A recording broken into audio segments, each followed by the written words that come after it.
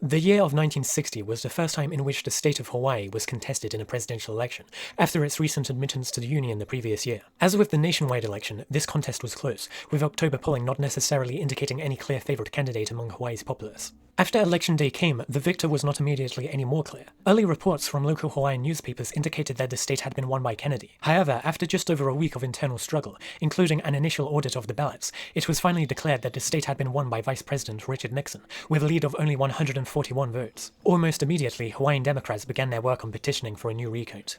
On November 22nd, 2 weeks after the election had been held, Massachusetts lawyer Robert Gray George filed the lawsuit Lum v. Bush on behalf of a group of Hawaiian Democrats, with the eponymous Lum referring to Herman Lum, a lawyer who would later serve as Chief Justice of Hawaii's statewide Supreme Court. Dodge's complaint alleged that the election officials responsible for the tabulation of Hawaii's presidential votes had, by fault of human error rather than that of election fraud, miscounted Hawaii's ballots to the degree such that it resulted in the erroneous declaration of a Nixon Lodge victory in the state, which in actuality may have been won by Kennedy.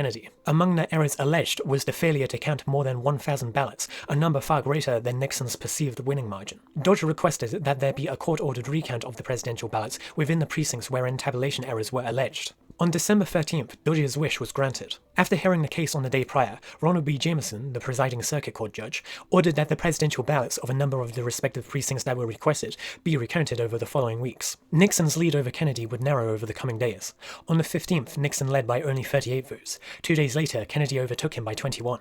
By December 19th, the day on which the nominees to the Electoral College were scheduled to cast their votes, Kennedy was leading in the recount by at least 55 ballots, prompting Judge Jameson to order that the recount be expanded to encompass the entire state. Acting Governor of Hawaii, James K. Aloha, had already certified Nixon's electors by November 28th, under the then modest understanding that they were the duly and legitimately elected candidates. In accordance with this prerogative, of which had not been rescinded, the Nixon Lodge electors convened at the Hawaii Capitol building on December 19th to sign and submit their votes. Moments later, the Kennedy-Johnson electors did just the same. Seeing their steadily growing lead in the recount, Hawaiian Democrats, in Dodge's description, were voting for Kennedy as a legal safeguard in case Kennedy should emerge the victor when the recount is finally completed. The Democratic nominees produced their own certificates, nearly identical in their use of language as those of the Republican electors, with both groups declaring themselves duly and legally appointed and qualified by and for the state of Hawaii. The following day, Kennedy's lead continued to rise, reaching 71 ballots. The day after that, it was 80.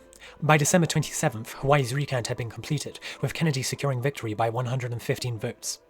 3 days later, Jameson wrote his final judgment on the dispute. It is hereby further ordered, adjudged, and decreed that in said general election on November 8, 1960, in the state of Hawaii, the total number of valid votes for the nominees of the Democratic Party for presidential electors and alternate presidential electors was 92,410 valid votes, and the total number of valid votes for the nominees of the Republican Party for the presidential electors and alternate presidential electors was 92,295, and that in said general election, no other person received a valid vote for presidential elector or alternate presidential elector. On the 4th day of January the following year, in accordance with Jameson's ruling, Hawaiian Governor William F. Quinn issued a new certificate of ascertainment for the Kennedy-Johnson electors, thereby retroactively affirming the description of duly and legally appointed, as their own words proclaimed. When a joint session of Congress convened on January 6 for the purpose of counting the votes of the Electoral College, it was initially unclear what events might unfold.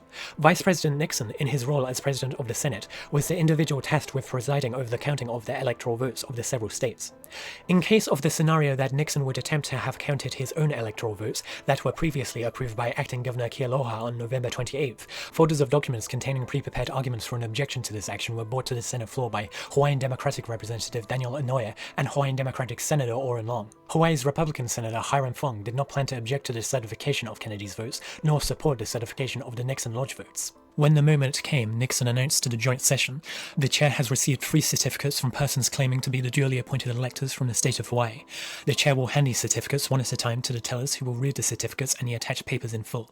Presented to Congress were the respective certificates of both candidates' electors, alongside the certificate of ascertainment signed by Governor Quinn 2 days prior. Following this, the ruling of Judge Jameson was presented to the sitting congressman.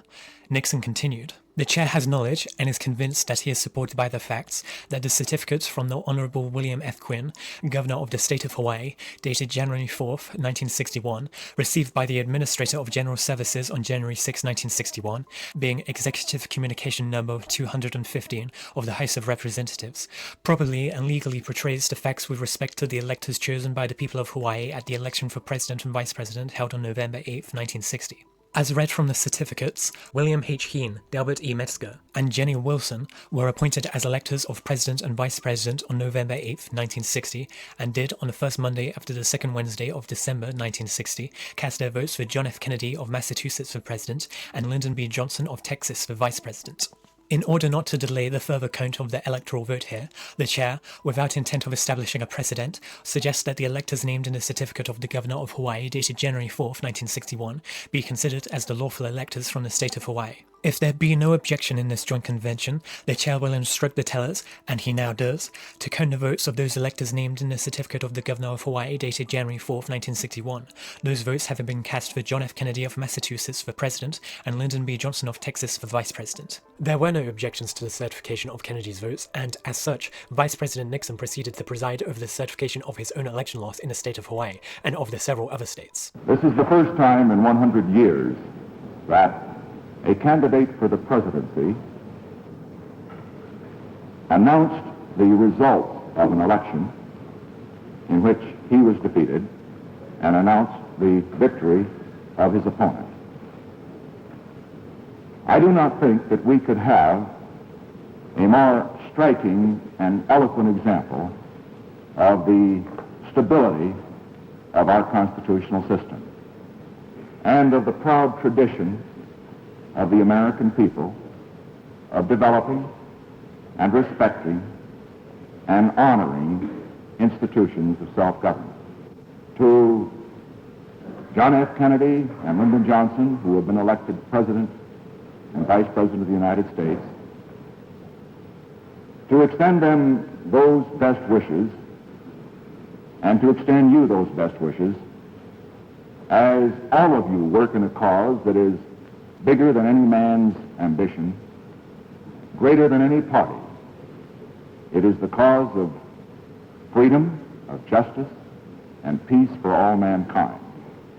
And it is in that spirit that I now declare that John F. Kennedy has been elected President of the United States and Lyndon Johnson Vice President of the United States. It is questionable to what extent the casting of the Kennedy-Johnson electoral votes was exactly legal. Hawaii did not have any statutes advising the legitimate procedures to follow in a scenario that two separate sets of electors intended to submit their own respective certificates. Indeed, there had not been any precedent of multiple groups of electors casting votes since the election of 1876, which was prior to the ratification of the Electoral Count Act into federal law. The claim that Kennedy's electors were duly and legally appointed and qualified by and for the state of Hawaii, as written on their certificate, is evidently a dubious suggestion. As of December 19th, the day of which the votes were cast, the Democratic electors had not been legally appointed by the governor. Conversely, the Republican electors had been legally appointed in such a manner, not only in line with what would have been a reasonable understanding of Hawaii's election results at the time, but perhaps also in line with the procedures required under statewide election law. The notion that the electors were qualified for their position is too worth scrutinizing. It was, as a matter of fact, established by Jameson's December 30th ruling that the Kennedy-Johnson nominees were elected at large at the general election by the voters of the state, to use the exact language of the relevant statute.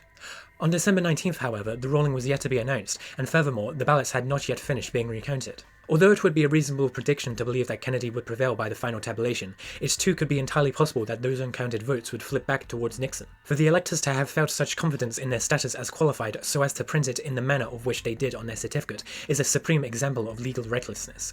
Considering these objections, it is quite clear that, by the standards of what could have been known on December 19th, the statements that were made on the Kennedy-Johnson certificate were false statements. To look at it in a more charitable light, it is not very likely that the Democratic electors were purposefully submitting their certificates in bad faith. Looking back at Dodge's December 19th statement, as cited in a titular section of this blog post, the electors seem to have proceeded with casting the votes for the reason of forging a safeguard for the correct candidate to have their victory certified should Kennedy be successful after the recount had been settled. As mentioned, this would be a reasonable assumption given Kennedy's consistent increase in retabulated ballots.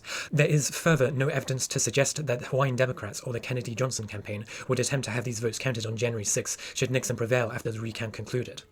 It may have been more appropriate if the electors had, rather than directly copied the traditional language used for electoral certificates, specified on their document that they are voting on the understanding that if, as a result of a final non-appealable court order or other proceeding prescribed by law, we are ultimately recognized as being the duly elected and qualified electors of the state of Hawaii. Indeed, this is the precise language that was used by the Trump-Pence alternate electors in the state of Pennsylvania when they submitted their unauthorized certificate in 2020, an action of which they have not at the time of writing been prosecuted for. Given the final determination determination that Kennedy was the legitimate winner of the election, it appears that no criminal charges for the electors were ever considered. Any pursuit thereof after the recount had been completed could furthermore have projected the public image of a politically motivated persecution and election interference, considering Hawaii's contemporary status as a state with a Republican majority Senate, a Republican governor, and an Attorney General appointed by said governor. It is questionable whether the alternate electors would have been prosecuted even if Nixon was found to have legitimately won the state, given a seeming insufficiency of evidence to prove the element of criminal intent, or mens rea. Regardless of whether the actions of the Democratic electors were legal between the 19th and 30th days of December, they were at the very least made retroactively legal by Jameson's ruling that they were the only duly elected Electoral College nominees in the state, in combination with Quinn's certificate of ascertainment, which thereby made them legally appointed. The events surrounding Hawaii's first presidential election went generally overlooked for the next 60 years. Nixon would eventually win the state in his landslide re-election of 1972, before he would resign from the presidency 2 years later. During Florida's own recount dispute after the 2000 election, Hawaii's dispute was referenced in a memo by Representative Patsy Mink, written shortly before the Electoral College nominees would cast their votes. In light of the then still ongoing recount in the state of Florida, Mink suggested that both Republican and Democratic electors meet to cast their votes on December 19th, after which those in line with the final result of the recount would be counted on January 6. Mink's suggestion would ultimately be made redundant just one day after its being written, when the United States Supreme Court halted the recount in the decision of Bush v. Gore. The dispute would become much more prominent following the 2020 presidential election. Soon after Election Day, lawyers Van Jones and Lawrence Lessig wrote an opinion piece suggesting that, in a case of a situation wherein a court-ordered recount is still ongoing within a state by December 14th, both Republican and Democratic electors submit their votes for the correct set to be certified by January 6, citing the Hawaii case. More importantly, the Hawaii case was cited by lawyer Kenneth Chesbrough in a series of private memos written for use by the Trump 2020 campaign team. Chesbrough suggested that, similarly to the Kennedy-Johnson elector nominees in 1960, the Trump-Pence elector nominees should convene at the respective Capitol buildings in a number of swing states of which they lost their election therein, for the purpose of signing and submitting their own unauthorized electoral certificates. From there, the certificates would be delivered to the United States Capitol on January 6, with the intention that the President of the Senate, Mike Pence, would either attempt to unilaterally reject all electors from the states wherein the Trump campaign's alternate electors were submitted, leaving Trump with more electoral votes than Biden, securing the former's victory, or, if that fails, have either the United States Congress or the respective state legislatures decide on whether to count the Trump-Pence certificates or the legitimate certificates, with the hope being that the Republican legislators would side themselves with President Trump. Although the initial phase of this alternate elector strategy proceeded generally in line with the intended plan, it collapsed during the second stage after Vice President Pence refused to cooperate with the Trump campaign and instead fulfilled his appropriate role as President of the Senate by presiding over the counting of the authorized electoral votes. In October 2023, Chesbrough pled guilty to the charge of conspiracy to commit filing false documents for his involvement in the alternate elector plan.